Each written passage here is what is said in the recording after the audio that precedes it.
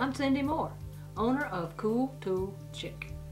I'm a metalsmith, been a metalsmith for about 20 years and been teaching for about 17, 18 of those years around the United States. The one thing that I'm super excited about is the copper color solder. You know, we've had solder before from companies that once you melt it, it's copper looking, but once you melt it, it's a silver or too light a color. And it doesn't match our copper when we're putting the seam together, it doesn't match. With this, after it's soldered, it's a copper color finish, which is really exciting to me, and I'm just having a ball with it because I've got lots and lots of copper stuff. I've been teaching with copper for years, and now we can finish all those projects that we're doing in copper because we have the copper color solder, so our seams won't show whether we're using the sheet or whether we're doing wire. The solder color is just wonderful. I love it. It's easy to work with. So what I'm going to do here now is I'm going to show you how it works. It's just so simple. So I've done a little piece of weaving here, and if you like this weaving, you can check out my other DVDs, Cindy's Wire Weaving, on my website, which is www.cooltoolchick.com. This is woven just a little strip, and then I've bent it around into the shape of a ring. I've got it connecting right here. So what I'm doing now is I'm taking a piece of binding wire. I prefer the stainless steel binding wire over the steel. Reason being, if I happen to forget and drop it in the pickle, if I use steel binding wire, it will plate whatever's in there. So with the stainless steel, you can put it in the pickle if you wish. So I'm taking a piece of binding wire and I'm going to wrap it around the ring. Here's my seam, so the opposite side of my seam. My seam is right here on top, so I'm crossing it over there. I'm going to tighten this up. The reason I'm using the binding wire is when you heat metal, it relaxes, which is a process of annealing. So now, I'll put this up here on a fire brick, and I'm using a little butane torch today, which works great for the solder. The problem that you have with soldering copper sometimes is copper takes more heat to melt and to fuse than silver. So you want to make sure you have enough heat. For this application on something small like this ring or making earrings or things like that, a little small butane torch is sufficient, the temperature. You can buy all different brands, makes, models from different places like Rio Grande, Indian Jeweler Supply, Guess When. Most everybody has a little small handheld torches. It's filled with butane that you can get at places like Eckerd's and all. It's what they fill a lighter with. So I'm going to take a piece of my copper solder.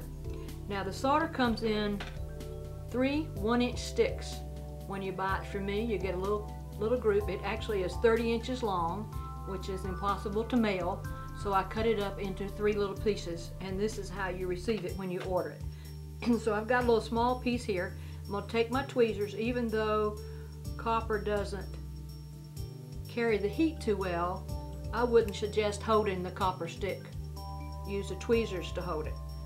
And then I've got some new tweezers here, so it's going to pop out for a few minutes. So I'm going to hold it just like this, and with the copper solder, you want to heat your piece to red heat.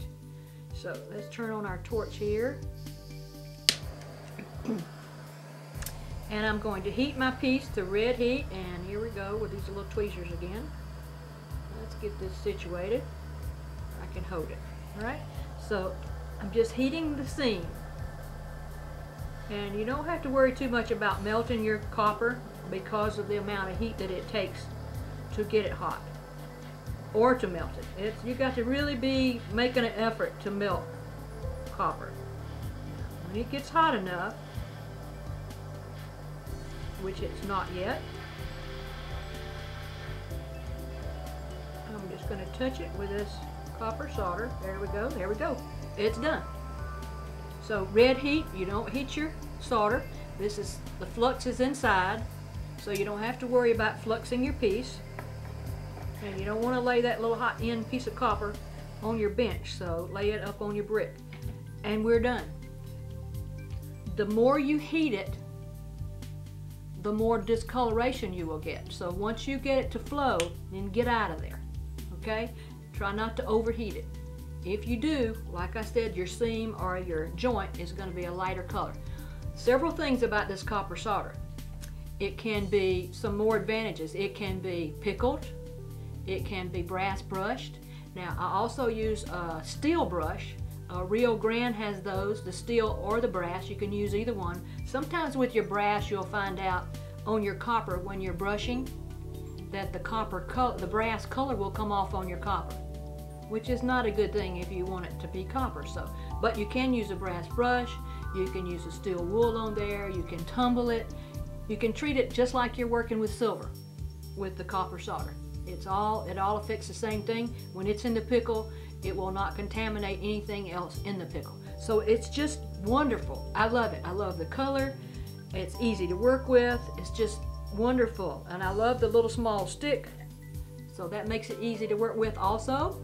So check it out.